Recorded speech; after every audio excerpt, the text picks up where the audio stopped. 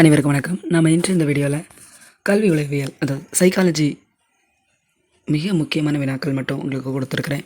இது தேர்வு நோக்கில் தயாரிக்கப்பட்டது. டெட் பேப்பர் 1 பேப்பர் 2 மிக பயனுள்ள வீடியோ. இந்த வீடியோ முழுமையாக பாருங்கள், உங்களுடைய தேர்வில் வெற்றி பெறுங்க. உங்களுடைய நண்பர்கள் உறவினர்கள் போட்டித் தேர்வுக்கு தயாராகிற நண்பர்கள் இருந்தாங்கன்னா அவங்களுக்கும் இந்த வீடியோவை ஷேர் பண்ணுங்கள். வாங்க தேர்வுக்கு தயாராகலாம். வாழ்த்துக்கள். Psychology authors. உளவியலின் தந்தை வில்லியம் வூண்ட்.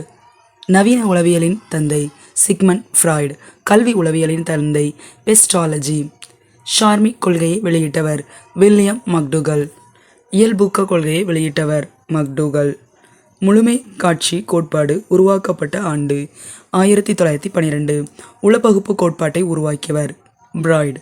தனிநபர் உளவியலை உருவாக்கியவர் ஆட்லர். பகுப்பு உளவியலை உருவாக்கியவர்கள் யூங். மனிதநேய உளவியலை உருவாக்கியவர்கள் கார்ல் ரோஜர்ஸ் மாஸ்லோ. அமைப்பு நிலை கோட்பாடு வூண்ட் இபி டிட்சனர். நடத்தை கொள்கை கோட்பாட்டை உருவாக்கியவர் வாட்சன். உளவியல் பரிசோதனைகளுக்கு வித்திட்டவர் வெஃபர். உள இயற்பியல் நூலை வெளியிட்டவர் பெட்ஸ்னர். உலகின் முதலில் உளவியல் ஆய்வகத்தை ஏற்படுத்தியவர் வூண்ட். 1879 லீப்சிக் நகர். புள்ளியியல் அடிப்படையில் தனிநபர் வேறுபாடுகளை அளவிட்டவர் கால்டன். தனிநபர் வேறுபாடுகளை அளவிட்டவர் கால்டன் கேட்டால். மருத்துவ உளவியல் பற்றி கூறியவர் மெஸ்மர். அறிவார்ந்த உளவியல் கோட்பாட்டை உருவாக்கியவர் பியாஜே. நுண்ணறிவு சோதனைகளை உருவாக்கியவர் ஆல்பிரட் பீனேன். கருவிசார் ஆக்க நினைவுறுத்தம் பற்றி கூறியவர் ஸ்கின்னர். வயது வந்தோருக்கான நுண்ணறிவு அளவுகோலை உருவாக்கியவர் வெஸ்லர். வினா வரிசை முறையை உருவாக்கியவர் பிரான்சிஸ் கால்டன். காலிகா குடும்பத்தை ஆராய்ச்சி செய்தவர் காட்டாட். அயோவா பல்கலைக்கழகத்தில் நடத்தப்பட்ட சோதனை ஒரு கரு இரட்டையர்.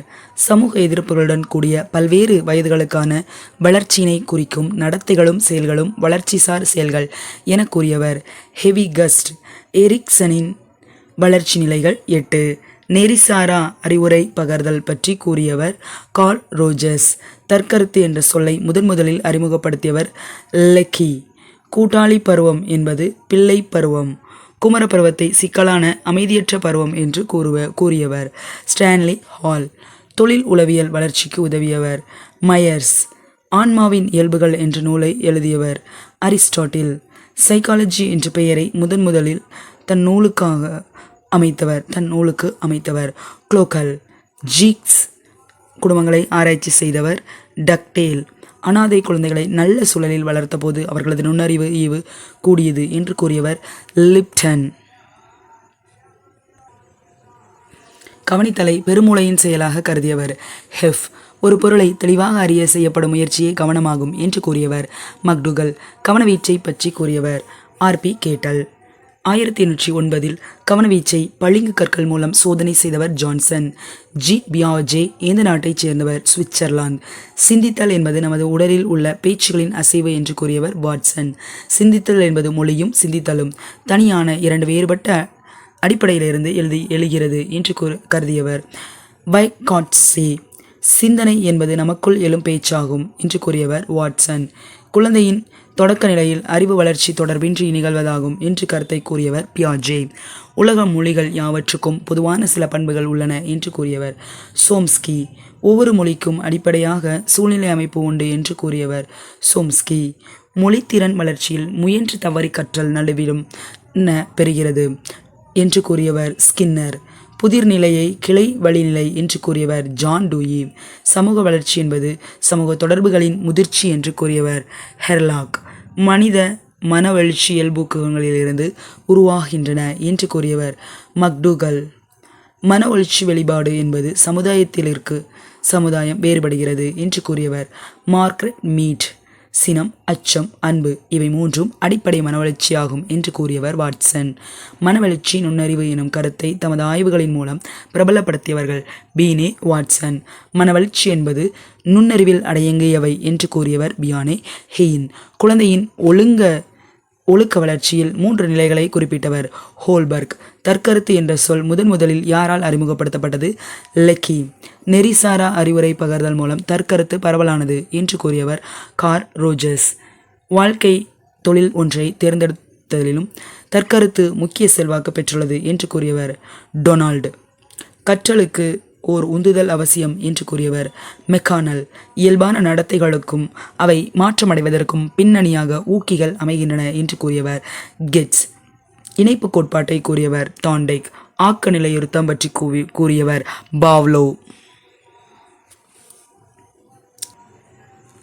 செயல்படு ஆக்க நிலையுறுத்தம் பற்றி கூறியவர் ஸ்கின்னர். அறிவு பல கோட்பாட்டை உருவாக்கியவர் கேட்ஸ். முயன்று தவறி கற்றல் கோட்பாட்டை உருவாக்கியவர் தாண்டைக். எல்லா வகையான கற்றலிலும் ஒரே மாதிரியானவை அல்ல என்று கூறியவர் தாண்டைக். கற்றல் என்பது அறிவு சார்ந்த செயல் என்று கூறியவர்கள் பியாஜே, புருனர். முயலை பார்த்து பயன்படுத்தும் குழந்தையை குணமாக்குவதில் ஆக்க நிலையுறுத்த கற்றல் முறையினை பயன்படுத்தியவர் மேரி ஹாவர்ட் ஜோன்ஸ். குழந்தைகளுக்கான புலன் அனுபவம் சார்ந்த தானே கற்றல் முறையை அறிமுகப்படுத்தியவர் மாண்டிசோரி அம்மையார். முன்னோக்கி தடை சோதனையின் மூலம் விளக்கியவர்கள் ஆசுபல், ஆண்டர்வுட். பின்னோக்கு தடை மறத்தல் நியதிகளை விளக்கியவர்கள் முல்லர், பில்சக்கர். உளப்பகுப்பு கோட்பாட்டின் தந்தை சிக்மண்ட் பிராய்டு.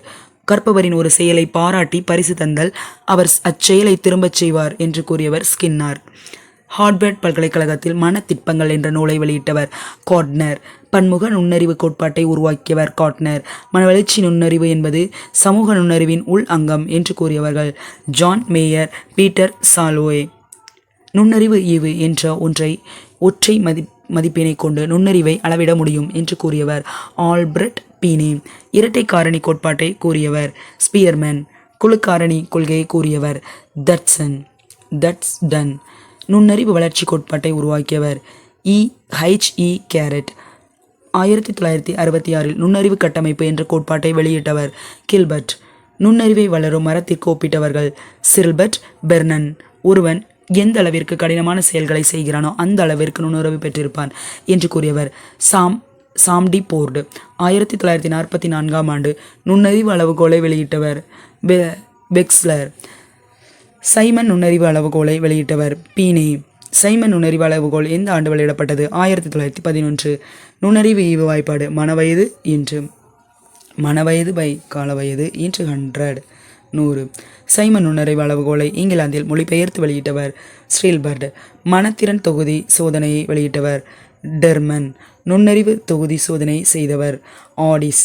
நுண்ணறிவு சோதனை 16 வயதில் முழுமையடைவதாக கூறியவர்கள் மெர்லின், டெர்மன். மன சோதனைகளும் அளவிடுதலும் என்ற நூலை வெளியிட்டவர் கேட்டல்.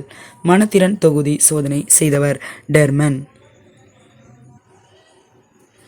தீய அல்லது தவறான பழக்கங்களை அகற்ற நைட்டன் லெப் என்பவர் ஒரு புது முறையை குறிப்பிட்டுள்ளார்.